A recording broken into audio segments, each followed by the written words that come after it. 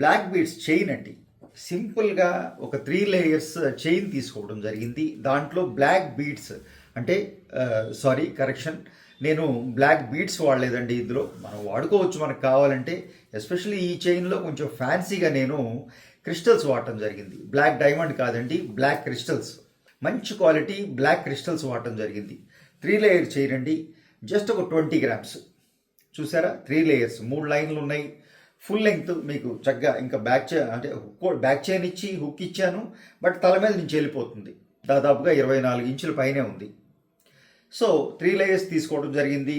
ఒక గ్యాప్ ఇస్తూ ఒక 1 ఇంచ్ గ్యాప్లో బ్లాక్ బీడ్స్ ఇచ్చాం. 3 లేయర్స్లోనూ బ్లాక్ బీడ్స్ ఉన్నాయి. సో నల్లపూసలు వేసుకున్న ఫీల్ కలుగుతుంది. అలాగే ఒక ఫ్యాన్సీ చైన్ వేసుకున్న ఫీలు కలుగుతుందండి. అంటే ఫ్యాన్సీగా నల్లపూసలు వేసుకోవాలి, చక్కగా మెడలో శారీస్ లెంగ్త్ అని చెప్పాలి. ఇది డ్రెస్సెస్ మీద కాదండి. ఏజ్ నేను చెప్పను, అన్ని ఏజ్ల వాళ్ళకి మ్యాచ్ అవుతుంది. ఎందుకంటే చక్కటి ఫ్యాన్సీ చైన్ ఇచ్చాం. హ్యాండ్మేడ్ చైన్ అండి. అలాగని లైట్ వెయిట్ తెగిపోతుందని భయం లేదు. చక్కటి హ్యాండ్మేడ్ చైన్ ఇచ్చాం.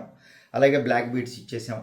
బ్యూటిఫుల్గా వచ్చిందండి. 20-25 గ్రామ్స్లో లెంగ్త్ అడ్జస్ట్ చేసుకుంటూ 3 లేయర్స్ చేసుకోవచ్చు.